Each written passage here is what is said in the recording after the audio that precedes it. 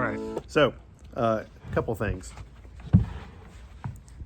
They call it clawhammer.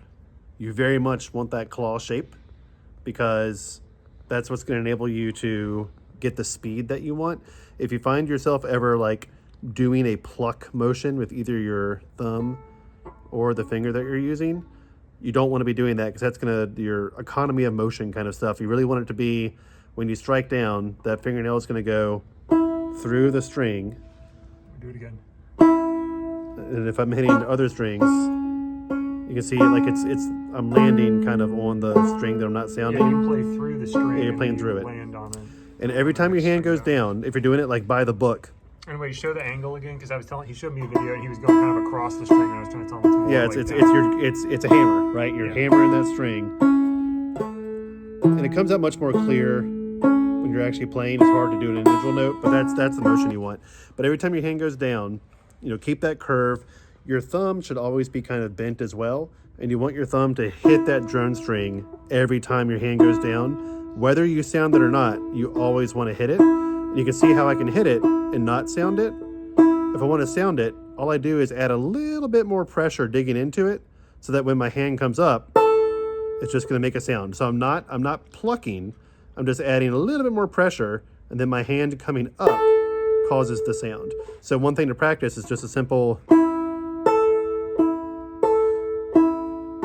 So try not to move your fingers or move your hand to pluck. It's a hammer down, and you're coming up. And sooner than later. Where's the motion coming from? So it's a lot of it's just the hand, right? Yeah, it's your wrist, right? It's mostly just the hand. Yeah. I think you would. Yeah. So you're playing and then drop thumb is when you're hitting. If you're hitting a thing with your thumb that's not the drone string, like.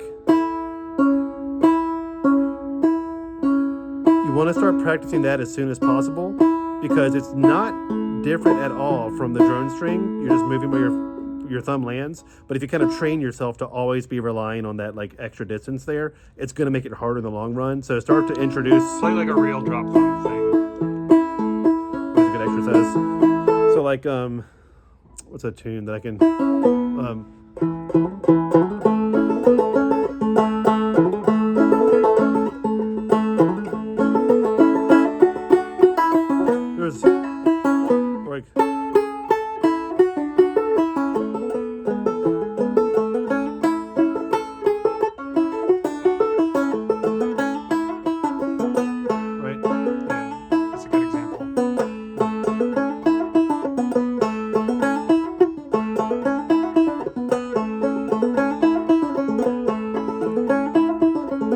But the best song, the one that one to start on, I would say like while you're watching TV, just do this the whole time you're doing it.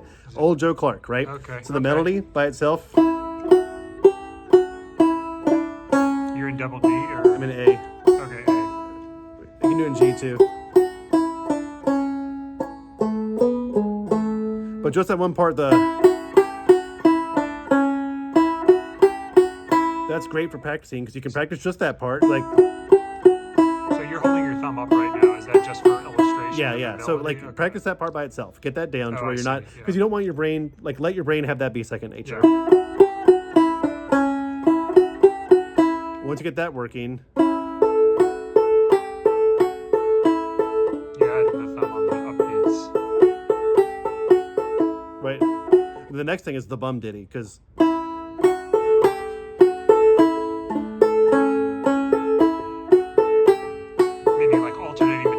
Right, so bum, diddy, bum, diddy.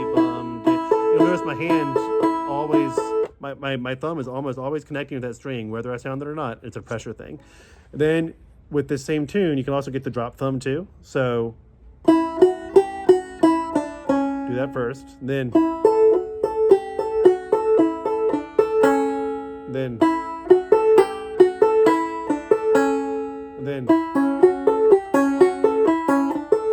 There's some drop thumb to make it more interesting, right? I'm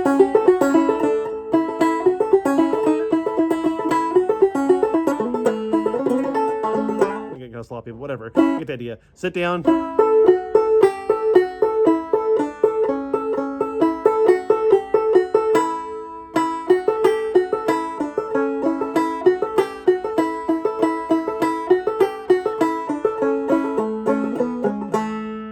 Easy enough. Thanks.